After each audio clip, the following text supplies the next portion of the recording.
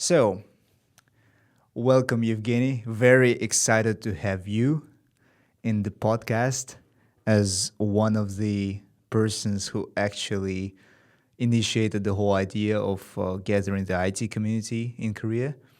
And actually, that might be the first question. Why would you think that, IT community is something really important to have in Korea? And why would people, in your opinion, want to join the IT community and like actively participate in it? Well, how did this idea pop in your mind? Like that we need IT community in Korea, and maybe you yourself wanted to be a part of some community, right? So how did that come to be? Well, I know that you were concerned with IT people not having, people to go to and actually talk with, and like not having fun maybe, and having like maybe being isolated in Korea in some way, or being like isolated internally, just being very how to say introverted. So are you introverted person yourself? No. I think I'm half introverted, half extroverted. Depends on people who I'm together with, and depends on how much beer I have drunk. We're gonna have some beer after that, right? Yeah, definitely. Let's go. So we were talking once, right? In the in some place in a shisha bar to be precise. And we were talking about you were so passionate about like creating a community of IT specialists and like bringing them together and engaging them, making some space for them to talk to each other, to network. So once we created that community, what did you feel? Yeah, so I think it's great. I think there's like the huge opportunity and the huge potential for all people who are involved in the IT industry here in Korea. Like when I was going through the LinkedIn, I actually saw a lot of different people who were working in Naver or Coupang or like some other big tech companies. So I thought like if we combine all of these people together, there will be like really huge team who can make some new things that haven't been done before by nobody. So yeah, I think there's a great opportunity here. Well, talking about the things that haven't been done before, we together made a chatbot called Skyfetch, right? And the Skyfetch chatbot, first of all, like, what would you describe it like? What was your description idea of Skyfetch, and what was it supposed to like? The problems it was supposed to resolve for people. Yeah, well, so ideally, if like Skyfetch is the service for like people who are traveling from one place to another place, and also for another person who needs to get, for example, some delivery or like quick parcel to get delivered from one place to another place.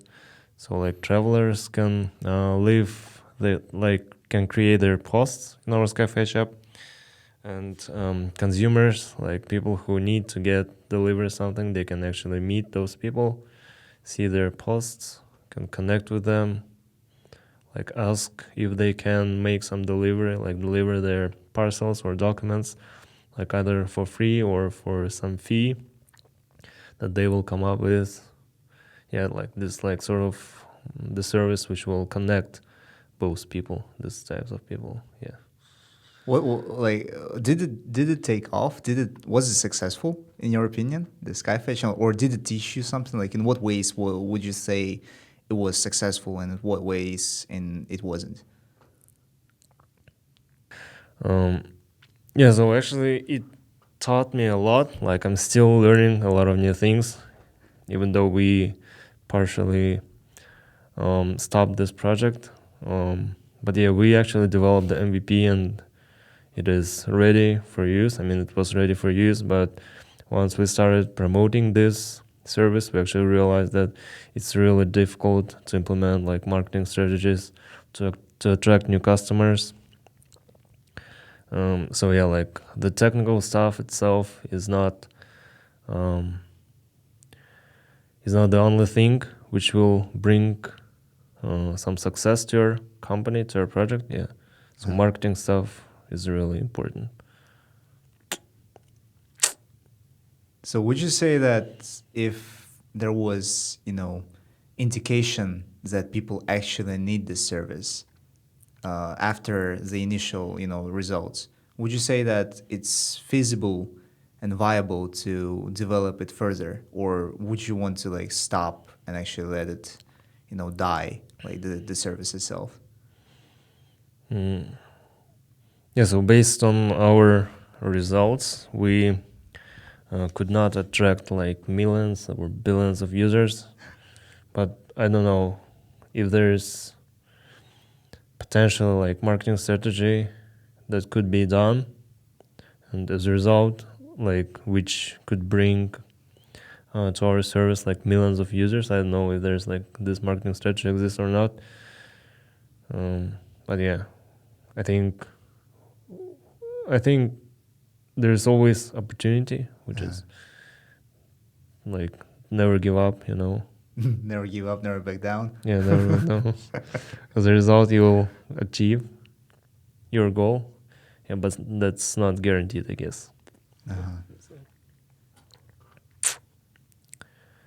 So I would say that from my perspective, like Skyfetch was a good idea, and it was really difficult like to really market it, like to prove to people, because remember we went to Kakao Talk and we started like posting some advertisements like, yeah, come to Skyfetch, because a lot of people there made like postings like, oh yeah, I'm flying from Seoul to Almaty, let's say, and I want to deliver some parcels for some reward.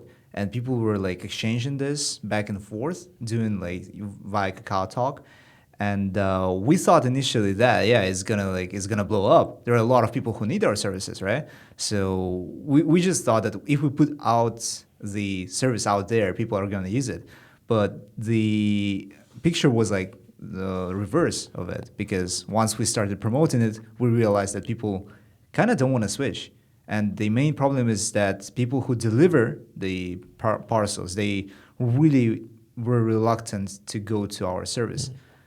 And I honestly, like up until now, I can't really precisely figure what exactly was the problem. I can't pinpoint that. I can say that just generally my feeling is, for them, the incentive of going to some kind of like chat bot was not as big to abandon Kakao Talk altogether and like the chat altogether, and stop going there and go to our service.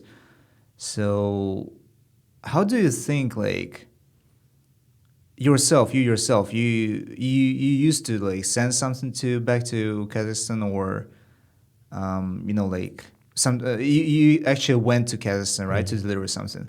Would you yourself as a courier like use this service, or what kind of like pain point maybe you see now in retrospect, like looking back at the past? What was the problem? Because I still don't fucking know.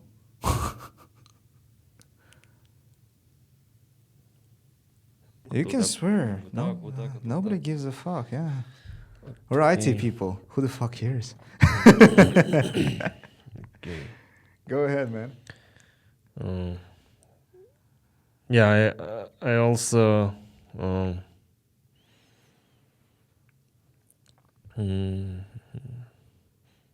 yeah, I also don't know what's the main reason. But yeah, I agree that there was not enough incentive for couriers, like for flyers, to go to our service and use it. Yeah, I guess like in general, like if we are talking in terms of like abstraction, that's the main reason why they didn't use it, because they actually didn't want to use it. They didn't have incentives. But if we try to dig into the details, I haven't figured out why that happened. Like, I mean, what was the problem in the details? I also don't know about that. Yeah. Yeah, I'd say it's one of the main problems of IT industry in general. Like building something that nobody actually needs in real world and that cannot like that has really low potential to attract investments. And I watched a couple like podcasts from especially from people in AI industry. They were talking about how to actually like approach this problem, how to approach product management itself, product creation itself, like software development. So they said some of them said like they don't even touch code, they don't even start coding before they secure like 5 to 10 investors initially because they know exactly that half of them are going to drop. And I thought, well, that's really smart, but that also requires a lot of, initial kind of authority to be able to do that. Because if you come out to investors and just sell them air, sell them like the idea, and the team that can implement this idea, then you have to be of some kind of background to actually do that. Yeah. And it's quite difficult. But I think like next time we develop something, what do you think it's a viable strategy to actually approach investors first and try to pitch the idea first and then only like start developing? Or is it something that you want to test out yourself, like try other approach?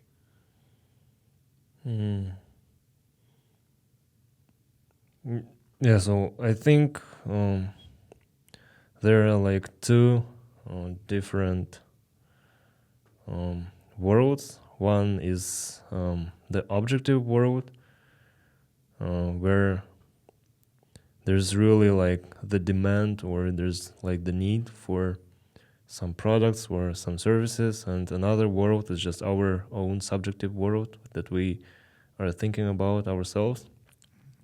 So I think in terms of like Skyfetch, we just we couldn't see the clear like objective world. We were just thinking through our own subjective world. We mistakenly thought that Skyfetch would be a great thing, while in reality probably Skyfetch was not that really was in demand in the objective world. So I think before we try to create something new, like the next service, we first need to make sure that our mind like corresponds and aligns with the objective world. Where we can actually see that some product or service is really in needs like among people.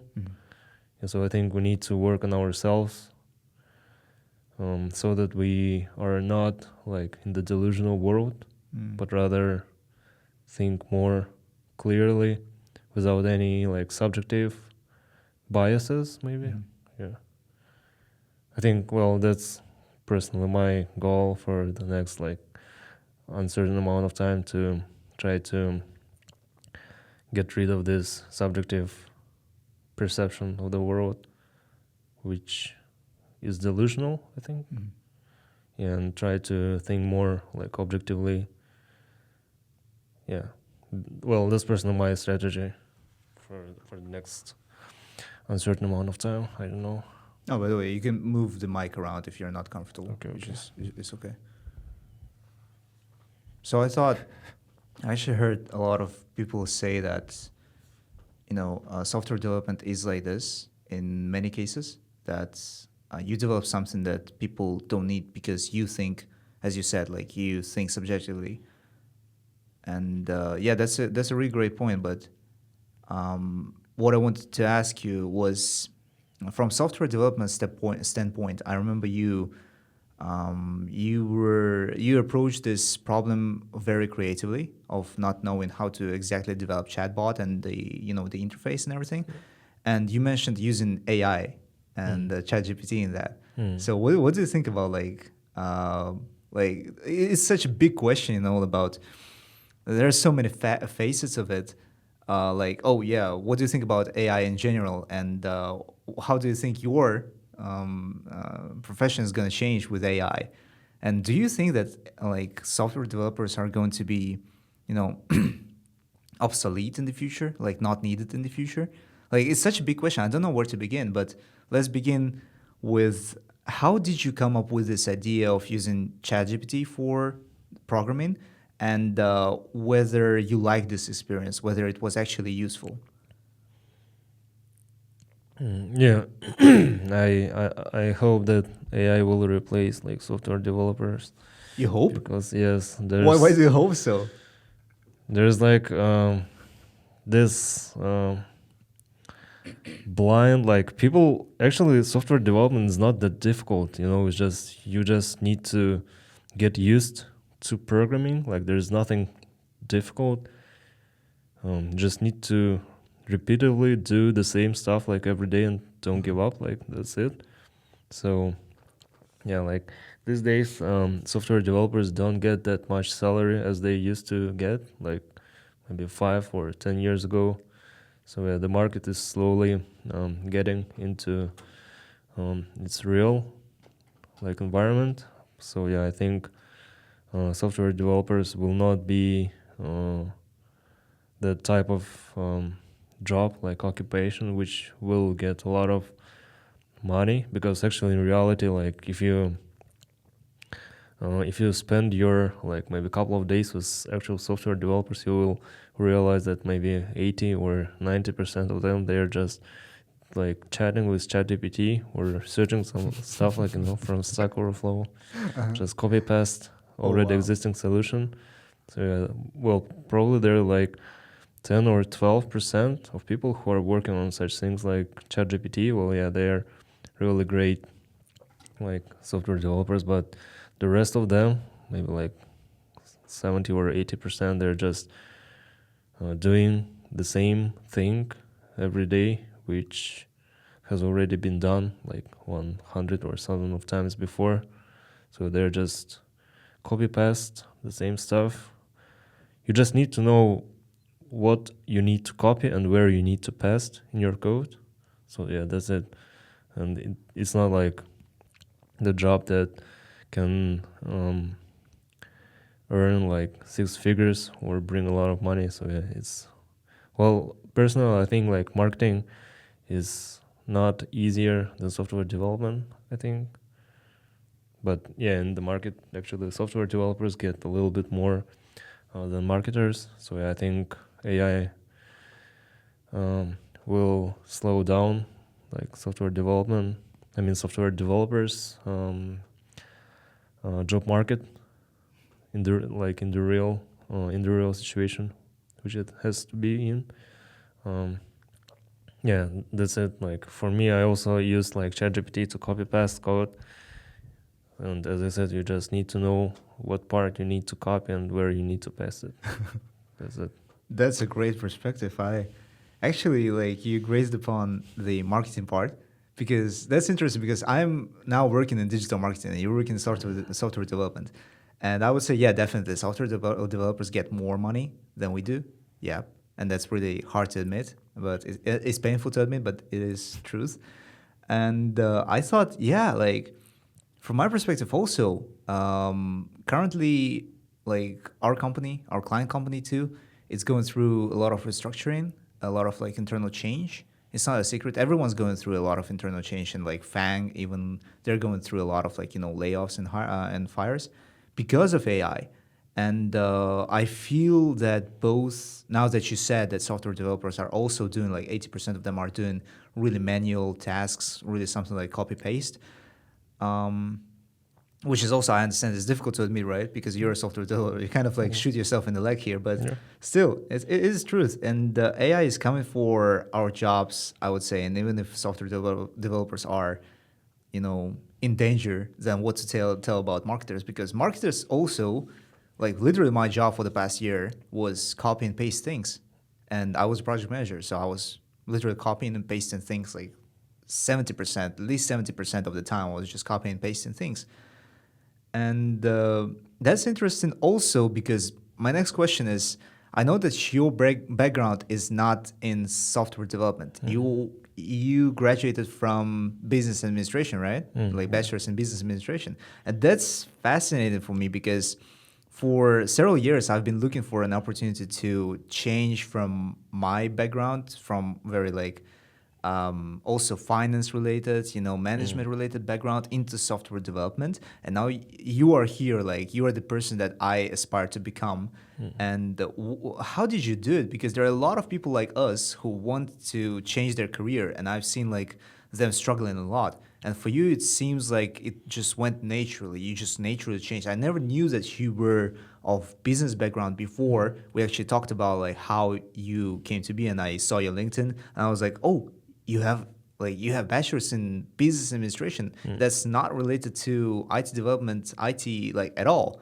So what was the path like? Was it difficult? Like, is it worth it? Yeah, so as I said, like software development is not the job which actually requires like the high IQ level. Oh wow. Yeah, actually, people think that software developers are really smart, but no, they're actually people who didn't give up when they couldn't like run their first hello world code, or maybe when they couldn't like write the correct if and else statement in their function. So that actually happened to me, but people actually, most people say that I'm super like stubborn, so I probably agree with that. So when I actually failed my first code, or when I actually failed my first like if statement, I think I didn't give up on that and just kept going.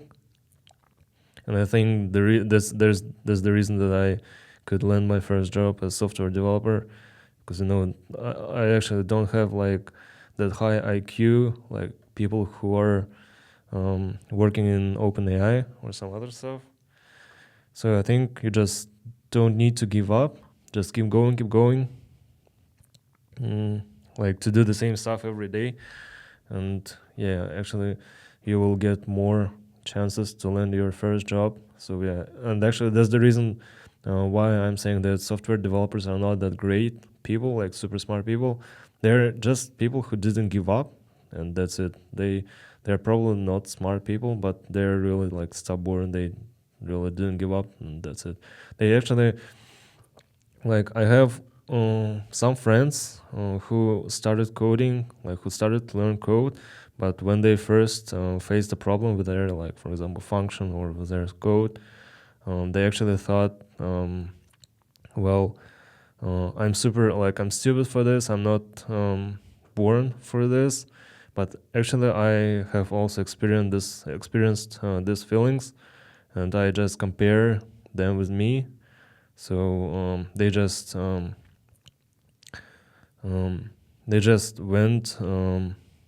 they just gave up coding because of their emotions, because of their feelings that I'm not born for this. But if you put aside your emotions and if you just keep like retry, do the same stuff like every day, you'll actually realize that writing a function is not something that requires like the high IQ level, but it's just something that you have already done before, and you just like automatically do these things, not because you are super smart, but because you have trained this mindset of writing like some code, and you just automatically, without any intention, just mechanically write this code. So it's not related to IQ. I think it's related to like automatically do the same thing like every day. Yeah, and that's the secret that probably most people know, but they don't believe that it's actually the main secret, the main reason why, like how people get their first job. But yeah, me myself actually went through this path. So yeah, I think this is true. You just need to do the same thing, like the same stuff every day. Like you will fail, but like regarding the failures, you just need to put aside your emotions and keep going. Yeah. Great stuff. Really motivational. I mean, listening to you right now, I caught myself thinking that maybe I don't really want to change into IT that much. I mean, if AI is coming for our jobs, it's kind of like changing the whole paradigm. But speaking about jobs, you mentioned like your first job, landing your first job, and probably there is a lot of like emotion, a lot of your, memories in there, and a lot of lessons you learn from there. So my question would be, probably you experienced some kind of imposter syndrome, right? So how did you land your first job, and like how did you get rid of this syndrome?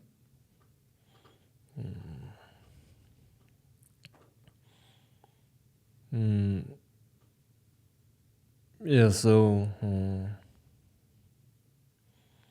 actually, when I landed my first job, it was a small project.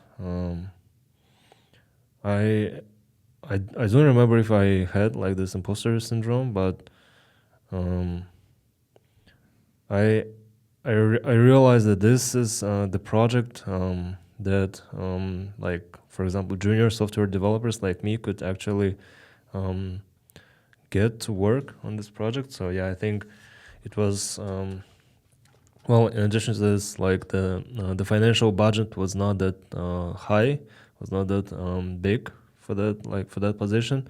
So I just got the job with minimum like salary. So I think because of that, I didn't have like imposter syndrome. For example, if I had like super huge salary while being junior software engineer, then yeah, probably I could get like the imposter syndrome. But since I was getting relatively small amount of money, so yeah, I think I didn't feel that imposter syndrome. Um, Yeah, so I think if you're a junior software engineer, but you get super ideal environment, like you get super high salary, you get a lot of corporate benefits. I think in this case you can get into a situation like where you have like imposter syndrome. But since I was getting the minimum like salary, um, the minimum like corporate benefits, I think I didn't have this imposter syndrome. You know, I think I'm not that experienced. I'm a junior software engineer, and I realized that I'm not I'm getting the benefits that I actually deserve for junior software engineers. So yeah, I think because of that I didn't have like this imposter syndrome problem. But how did you land this job? Like, did you search on LinkedIn or in Saramin, or what did you do? Mm, yeah, actually, I just Googled like full stack um, software engineer positions like Node.js or React developer, and just applied everywhere, like in LinkedIn, in some other services. I don't even remember. Yeah, I just applied everywhere, and some of them like replied, some of them ignored. But yeah, I think it was maybe LinkedIn or I don't remember this website. I just applied everywhere. I found like some job postings. Mhm. Yeah, Nowadays, just do you applied. use LinkedIn mostly? Mm, no, actually, I think it's real like a waste of time. Well, at least for software developers, To the LinkedIn. because yeah, I mean like Mhm. to apply, not search, like to apply through the LinkedIn, because like maybe 80% or 90% of um, job advertisements, like they are either like reposted or yeah, they're just being like automatically reposted, and recruiters maybe don't even check the submitted like resume and other personal information. But yeah, I think it would be better if you find some job position, you probably would have much more chances if you go to their official corporate website and check if this position actually exists on their website. Yeah, and apply through that corporate website rather than applying through LinkedIn, because I think there's like too many like artificial bots in LinkedIn. Yeah, and the information there is not actual up to date, I think. Yeah. So as a junior developer, let's say I just switched to IT, hypothetically. What kind of, what's the range of salary I can hope for in Korea? In Korea, I think it's it's the minimum probably wage. Maybe you will get something like 3 million won Per month. per month, maybe net. Yeah, So like 40 million won per year. Like about plus taxes. 40, Yeah, like 36, around that. Yeah, 35. around that. Yeah. Okay. I think so. Well, it's not based on any facts, but yeah, I think so. Based on some job posts that I've seen on like Wanted or Saramin or Job Korea. Yeah, but it's my assumption. So that's after tax, right? Or, Yeah, maybe. Well, after tax and before tax in Korea is not that much different. Okay. Not like in America, right?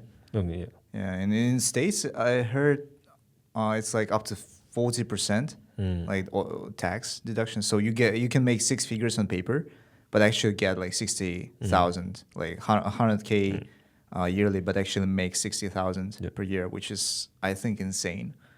Like, yeah. So you landed your first job like that, like applying to like on LinkedIn and everything, right? What was the interview like? So did they ask you questions like, why did you fucking decide like to switch? did they interrogate you about that? No, actually, they didn't. Because at that project, as I said, they required some junior software developers, and it was a small startup. It wasn't like super huge IT company, so they actually didn't care about like your background as long as you have the bare minimum knowledge for junior software engineer. You could actually apply. Yeah. Yeah, I think if you're the junior software engineer and you didn't graduate like super like those Ivy League universities or maybe some other universities where you where I mean that like the computer science department is really popular. I think if you don't have any experience, probably it would be even better to start your first job at startup and not applying for those like internships at Google. Well, actually you can, but yeah, I think in this case you'll get much more chances to land your job at startup. But yeah, actually there's a lot of people who completed their computer science degree at not like top universities, but still could land their job at Google or maybe like other FAANG companies. But in this case, you need to learn data structures and algorithms, DSA, maybe like to solve a lot of problems on lead code. Yeah, I think that's one of the ways to land the job at FAANG company. So, sorry, I lost my thought for a minute there. One of the best ways you said to land the job is like to go to startups, right? Yeah. And I was curious, like, because there are many ways to learn software development, right? And every university teaches it differently. And even there are some even like videos on YouTube that describe the full path to certain roles. For example, like web development, or people say like, oh, you should start from this and then go to there and then go there. So what would you say, in your opinion, is like the best starting point for someone who just goes into software development and doesn't know much? What's the best starting point, and what is like the pathway as far as you can go? Just your opinion about that. I don't think this roadmap will be valid because all of those things are probably will probably be done by AI, like Devin, or what is it, like Oh. AI assistant who will code. So I think the roadmap for software developers should be restructured because right now, I mean, so far, if you go to any video, they like all of those videos will be like about the same stuff, about the same roadmap, and like you need to learn this, and that. But I think since Debian will come out soon and AI is evolving, I think the roadmap should be restructured, and actually the requirements for software engineers will also be changed.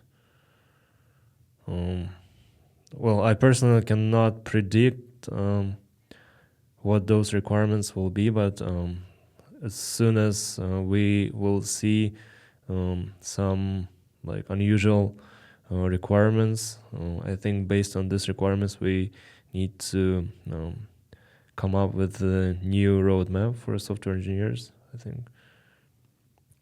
Because all of those like HTML, like CSS stuff will be like 95% done by AI. So yeah, I think there will be some new technical requirements for software engineers, or maybe the entry level, like the entrance level will be much higher. Like probably in the future you will need to know so many things that right now like middle or senior software developer has. I don't know, yeah. But I think, yeah, this industry, like the entire job will be changed, yeah, and technical requirements will be changed as well for software developers in the future. I think so. What's Debian? Devin is AI assistant that's like that will be created for the purpose of coding. So it's not like super broad or general AI assistant. It's like AI assistant for software development. Yeah. Do you think it has the potential to actually to become more than just an assistant and actually develop software itself on its own? Do you think AI in general has this potential? Yeah. Well, right now the chatgpt actually provides technical solutions in not all, but in some or most of the cases. But ChatGPT is not created for software development only, right? Yeah. But if there's like this AI assistant which will be created using only this technical, with this technical expertise, like if it will go through the entire API documentation for each service, like React or Node.js or Java Spring, yeah, I think it will be more specialized and customized for software development. The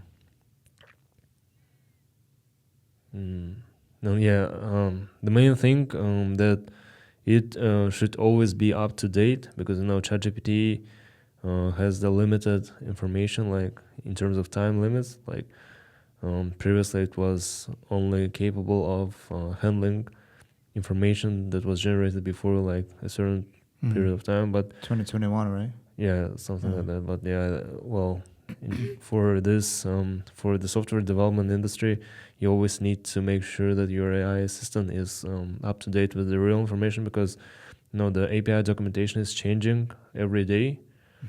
There may be some, there even may be some breaking changes where the function requires 2 parameters, but now it should get only 1.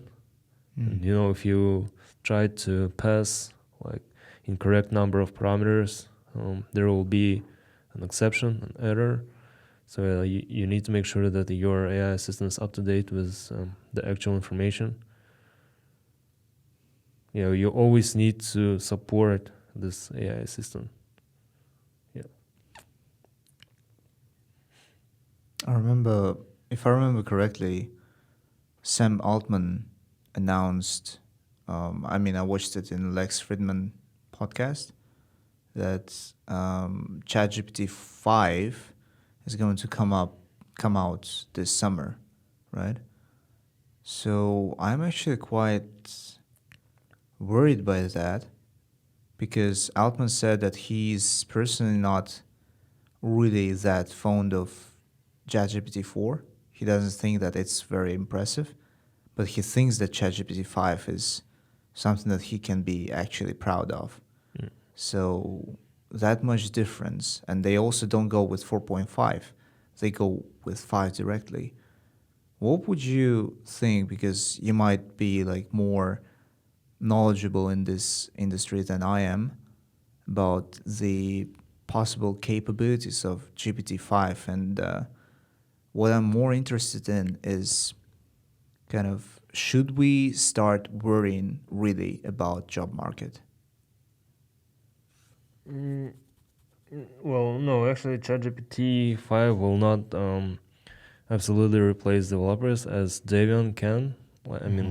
Potentially can replace, because at least, for example, if you're developing a program, you sometimes you need to manipulate over. Well, not sometimes, but you always need to manipulate over your file system of the computer that you're working with. For example, you need to create or delete new files in your local folder. So right now, ChatGPT cannot do that. You cannot provide the permission or access to your operating system to ChatGPT so that it can delete or create some files or folders on your computer. But yeah, I don't know how Devin will be developed. I don't know if Devin will be the plugin to code editors, or if it will be the separate software which you need to install on your computer, or if it will be like ChatGPT, the browser extension, or the website, I don't know. But at least you need to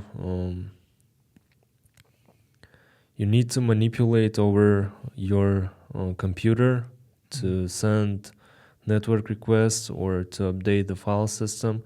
And right now, neither ChatGPT 4 nor ChatGPT 5 can do that, because ChatGPT is just the browser's website. It doesn't have the full access for your file system. So yeah, well, this ChatGPT 5 will not replace softwares, but software engineers. But if once we have this AI software which will have this permission to file system, yeah, the end of the software engineers will be much closer. I think from that time. Yeah. Yeah, you touched this topic of manipulation and access, and like pretty much everyone is aware of the conflict between Musk and Altman on the topic of making AI actually open source, like open to the public. But I guess the underlying conflict is much wider here. It's more about like the bigger picture, whether AI is going to be capable of whether AI is safe enough to actually give it so much power or not safe. And let's actually make it like a very existential question. Like, do you think that AI can and should control the world?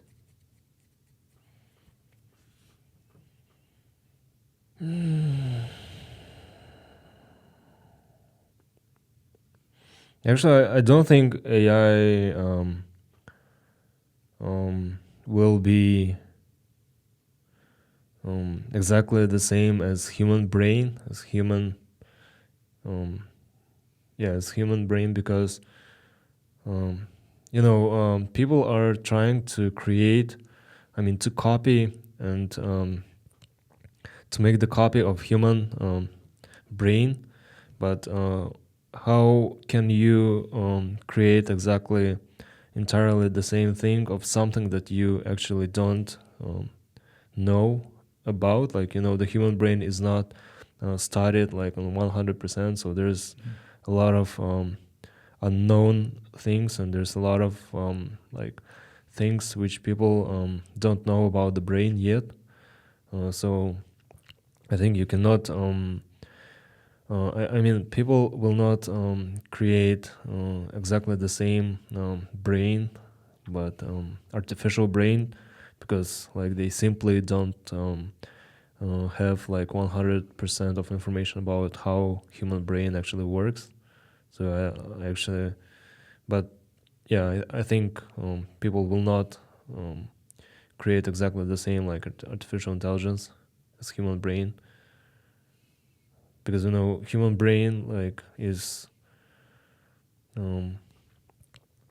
So complex. yeah, it's so complex. There's a lot of questions which are not answered yet. Mhm. But I think AI can help humans to find some answers on those questions, I think.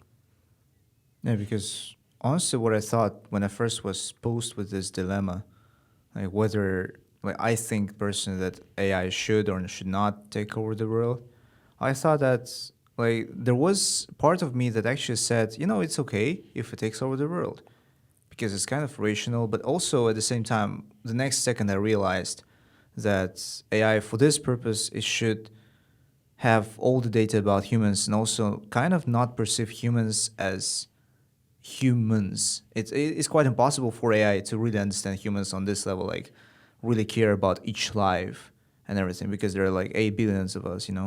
And for AI, it's more of a resource. So it's kind of like it would treat the Earth like kind of strategy game. So maybe that is the worst part of AI being in the head of the humanity, because it is rational, and being rational sometimes means not caring about people's lives. So that's Yeah. something I thought from Yeah. the standpoint of like ethics and everything. Like, what if it just decides that we don't need those people here? Let's just wipe them out using these people here, and like just calculate mathematically. Like, yeah, we'll lose this much people, but they are like the least productive part of the world, and basically just like wipe out an entire nation or population. So I thought, well, yeah, that's really like the laws of robotics really should be deeply embedded in AI in order to make it humane. And in that regard, do you agree with more like with Altman or with Musk on whether AI should be like OpenAI should open like their code or make it like close AI and rename themselves into closed AI? Actually, I the reason I think the reason why Elon Musk wants to make OpenAI open source is not because he actually cares about the humanity. I think he doesn't care about the humanity that much as he proposes himself through this conflicts with OpenAI. I don't know what he wants to get from this situation, but um, he's definitely not the person who cares about the society, about the world, and therefore that's why he wants OpenAI to be open source. I think that's not the main reason. I don't know what's the reason behind that, but yeah, he's not that person. And What makes you think so? uh, That he's not the person to care? no, I mean like he's not like the evil or he's not that bad guy, but um, the humanity is not his number one priority, I think. Well, I'm not saying that he's super like bad guy, but well, honestly, humanity is not his number one priority. Like his like personal interests are his number one priority. Because if he actually cared about the humanity, well, the first thing he should do is to make the Tesla code open source. That would be much more step, like I mean, much better step towards human safety. Because probably if he makes Tesla code open source, people will find a lot of bugs, like a lot of like technical bugs, which probably can like potentially could cause a lot of like car accidents. And of course this will hit a lot on Tesla stocks, and he will probably lose some part of his net wealth. Um,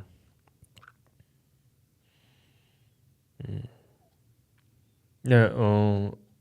Actually, like as I wanted to say, like if a lot of open source projects are evolving slowly. If you need to make some changes to the open source project, you need to create a pull request.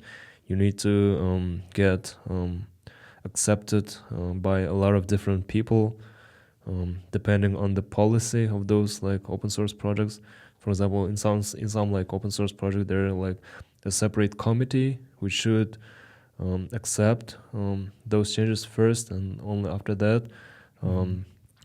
the changes will be merged. And sometimes this entire process can take even years, like a couple of years. So if the AI, if such successful project like chatgpt will become open source, we will the speed with which the AI industry is growing up will be slowed down. You need to sacrifice the industry growth with safety. If you want to get the safe AI, you will need to sacrifice with the speed of evolution. May slow down, yeah. Yeah, it will slow down definitely. Well, I don't know. It's just my assumption. But yeah, you always need to sacrifice something, to find those compromise solutions. Yeah, progress is like very rarely ethical. Yeah. Like really breakthrough things are breakthrough because they're unethical. Yeah. Most of the time. Well, I caught myself thinking like, if so many things are being invented, we won't even need to drive cars probably ourselves in about 20 years. You can just buy an electric car like a Tesla, a self-driving car, and that's it. You don't really need to steer the wheel anymore. I mean, it's not now, but in 20 years, probably we won't be driving ourselves, right? And I also thought that, well, if AI is going to come and AGI is going to be developed, and I think many people say that, like people with authority, with knowledge, say that it's going to be developed within the nearest 10 years. So within 10 years, by the time we are like 35, 40, we're going to be driving driverless cars. We're going to be working in the world where AGI is developed. Let's say like not 10, like 20 years. doesn't it give you, to me, it gives this kind of sense like, so what am I working for?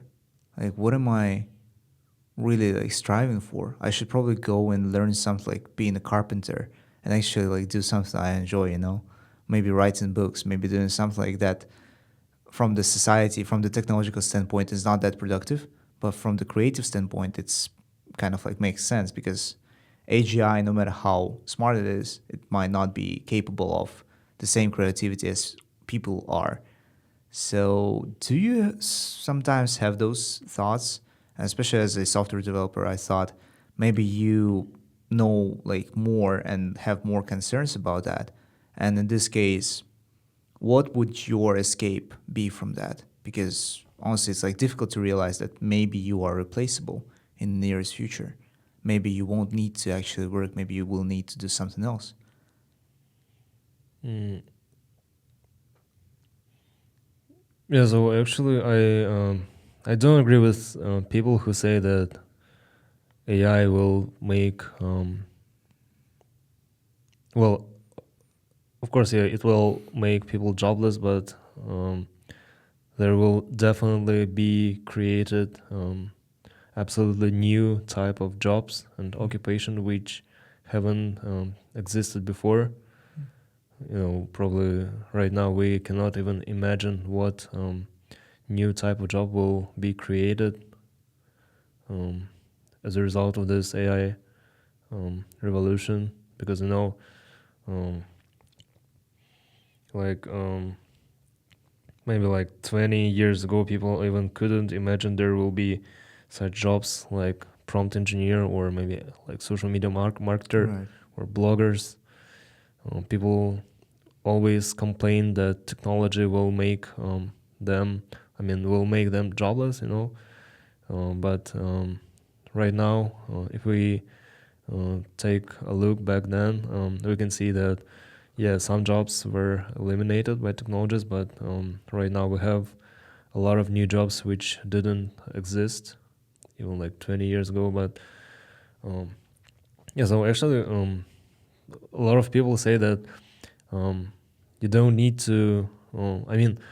If you haven't discovered what's your meaning and purpose in this life, if you don't have this, if you haven't found your job that you would actually do for free, then you should not attach yourself to the job, because if AI will replace you, you should be adaptive enough to start learn new things to get these new jobs.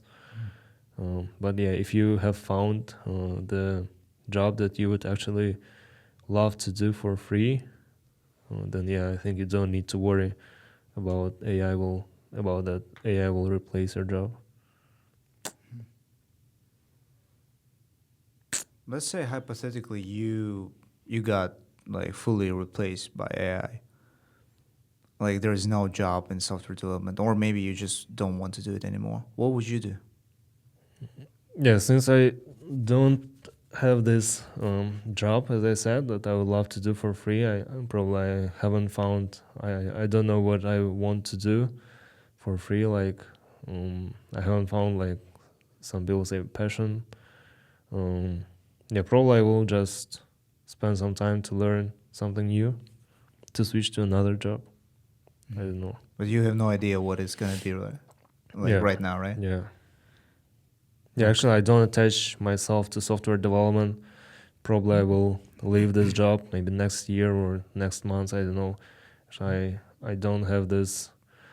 Um, I don't have this idea in my brain that I will always be the software engineer. Like fixation. Yeah.